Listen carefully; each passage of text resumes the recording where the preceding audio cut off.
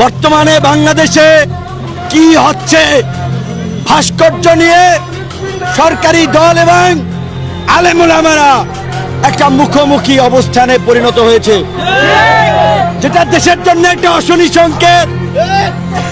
আমরা দেখেছি আলেম ওলামারা কিন্তু তাদের জায়গা থেকে একটু নমনীয় হয়েছে। তারা বলেছে যে তারা দাবি দেওয়া জানিয়েছে ভাস্কর্য নিয়ে, সেই ভাস্কর্য সরকার তাদের দাবি দেওয়া শুনবে কিনা, সিদ্ধান্ত নেবে কিনা, সেটা সরকারের সিদ্ধান্ত। তারপরেও কেন এইভাবে আলেম ওলামাদেরকে আবার নির্বিচারে গালিগালাজ করে, কুরুচিপূর্ণ মন্তব্য করে সমাজে ইসলাম ধর্ম বিদ্বেষ ছড়ানো হচ্ছে, এবং এই বিদ্বেষ ছড়াচ্ছে আওয়ামী লীগ, যুবলীগ, ছাত্রলীগ, ক্ষমতাসীন দল। তারা আজকে ক্ষমতায় থাকতে ধর্মীয় বিদ্বেষ ছড়াচ্ছে, ধর্মীয় সহিংসতার পটভূমি রচনা করছে।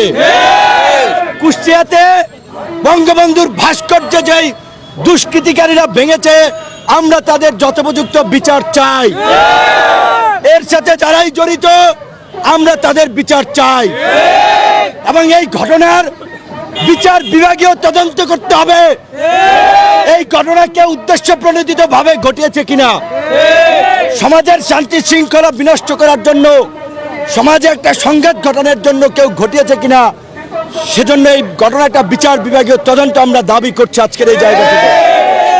এবং গতকালকে যেই শ্রমিকদের উপরে নির্বিচারে হামলা হয়েছে, এখানে একজন মুরব্বীকে দেখেছেন, আমার মায়ের চেয়েও বয়সী বড়, এরকম অনেক মহিলাকে, অনেক নারীকে মারধর করা হয়েছে।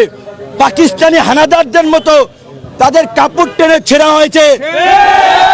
আমরা ভিডিওতে দেখেছি মাদ্রাসা শিক্ষক, সেই শিক্ষকদের উপরে হামলা চালিয়েছে। আমরা পুলিশ ভাইদের প্রতি একটা প্রশ্ন রাখতে চাই, আজকে আপনি পুলিশের চাকরি করছেন, আপনিও তো কোনো শিক্ষকের ছাত্র, আপনিও তো কোনো শিক্ষা প্রতিষ্ঠান থেকে উঠে এসেছেন, কিভাবে এত পাষণ্ড হলেন?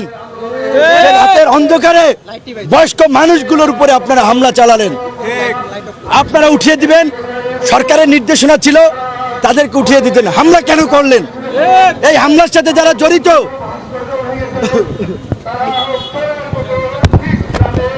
এই এটা অন্য কেউ ধরে, এখানে অন্য সমস্যা নেই না। যে আমরা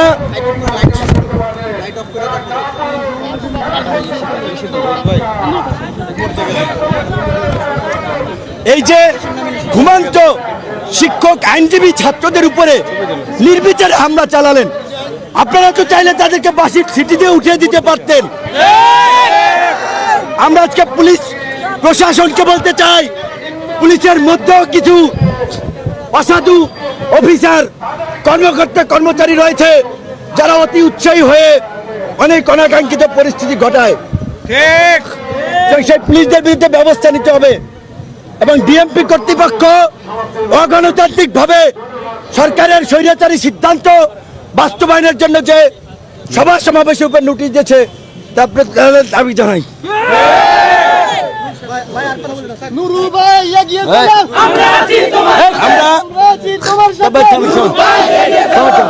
আমরা আবারও আজকের এই সমাবেশ থেকে কুষ্টিয়ায় বঙ্গবন্ধুর ভাস্কর্য যারা ভাঙচুর করেছে, এই ভাঙচুরের সাথে যারা জড়িত তাদের বিচারের দাবি করছি, এবং এই ঘটনার সুষ্ঠু তদন্তের জন্য বিচার বিভাগীয় তদন্ত দাবি করছি। আমরা জানি না কারা ভেঙেছে, কিন্তু আমাদের ধারণা এই সমাজের শান্তি শৃঙ্খলা নষ্ট করার জন্য, দেশে একটা সংঘাত ঘটানোর জন্য পরিকল্পিতভাবে ধর্মীয় উস্কানি দেওয়া হচ্ছে। কাজী এই ঘটনার বিচার বিভাগীয় তদন্ত করতে হবে। প্রেস ক্লাবে আন্দোলনরত শ্রমিকদের যৌক্তিক এবং ন্যায়সঙ্গত দাবি দেওয়া মেনে নিতে হবে। আমরা সরকারের প্রতি আহ্বান জানাই, এই বিজয়ের মাসে শ্রমিকদের যেন আর রাজপথে না নামতে হয়। তাজরিনের শ্রমিকদের ক্ষতিপূরণ, A1BD শ্রমিকদের 11 মাসের বেতন ভাতা দিতে হবে, এবং শিক্ষকদেরকে আমরা শুনেছি গতকালকে তারা শিক্ষামন্ত্রীর সাথে বসেছে। আমরা বলতে চাই, এই শিক্ষকদের দাবি যদি না মানা হয় এবং তাদের উপরে হামলার সাথে যারা জড়িত তাদের বিরুদ্ধে দৃষ্টান্তমূলক ব্যবস্থা না নেওয়া হলে আমরা পরবর্তীতে ছাত্র শ্রমিক শিক্ষক জনতাকে নিয়ে বৃহত্তর ঐক্যবদ্ধ আন্দোলন করব। জনগণকে বলবো, আজকে সরকার তাদের ক্ষমতা হারানোর ভয়ে ভীত সন্ত্রস্ত, তারা ক্ষমতা হারানোর ফোবিয়াতে ভুগছে। সুতরাং আপনারা যদি ঐক্যবদ্ধ হন, এই স্বৈর শাসন আর টিকতে পারবে না। এবং সরকারকে বলবো, আপনারা যদি সম্মানজনক বিদায় চান, অতি দ্রুত সকল রাজনৈতিক দল সংগঠনগুলোকে নিয়ে নির্বাচনকালীন নিরপেক্ষ সরকার ব্যবস্থার জন্য একটি কার্যকর পদক্ষেপ নিন। অন্যথায় আপনাদেরকে গণ আন্দোলনের মুখে বিদায় নিতে হবে। কারণ আপনারা যতই তালবাহানা নাটক করেন, আপনারা দেখেছেন আজকে জনগণ কিন্তু ক্ষুব্ধ হয়েছে। আপনাদের প্রতি আর সেই জনসমর্থন নাই, কাজে আপনাদের বিদায় ঘন্টা বেজে গেছে। যতই আপনারা দলকে চাঙ্গা করার চেষ্টা করেন, ইস্যু সৃষ্টি করেন, ষড়যন্ত্র করেন, নাটক করেন, এদেশের জনগণ কিন্তু তাদের অধিকার আদায়ের দাবিতে শীঘ্রই রাজপথে নামবে। সেই সংগ্রামে এদেশের কৃষক শ্রমিক আপামার জনগণকে অংশগ্রহণের আহ্বান জানিয়ে আজকের মধ্যে এখানে শেষ করছি। ধন্যবাদ। সমাপ্ত। কিভাবে পুলিশ ন্যাক্কারজনকভাবে হামলা চালিয়েছে, এই হামলা আমাদেরকে সেই পাকিস্তানি হানাদার বাহিনীর 25শে মার্চ রাতের বর্বরতার কথা মনে করিয়ে দিয়েছিল। সেদিন দেশের মানুষ ঘুমন্ত অবস্থায় ছিল। সেই ঘুমন্ত নিরীহ বাঙালির উপর পাকিস্তানি হানাদার বাহিনী নির্বিচারে হত্যাযজ্ঞ আক্রমণ চালিয়েছিল।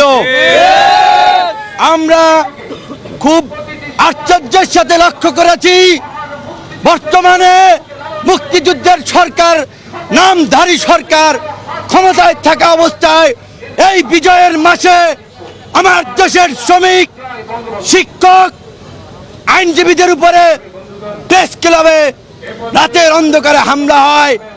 এইটা আমাদের 49 বছরের স্বাধীনতার জন্য লজ্জাজনক ঘটনা।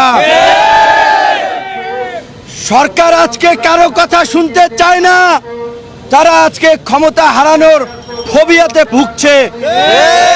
যখনই কোনো মানুষ তাদের যৌক্তিক এবং ন্যায়সঙ্গত দাবি দেওয়া সরকারের প্রতি জানায়, রাজপথে আসে, তখনই সরকার ভাবে এই বুঝি তাদের গদি নড়বড়ে হলো।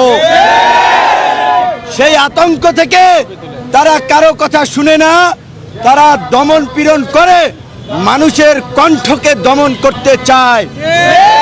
তারা কালো কানুন করে সংবাদপত্রের কণ্ঠকে দমন করতে চায়। তারা ডিজিটাল নিরাপত্তা আইনের মাধ্যমে সাংবাদিকদের কণ্ঠকে রুদ্ধ করতে চায়।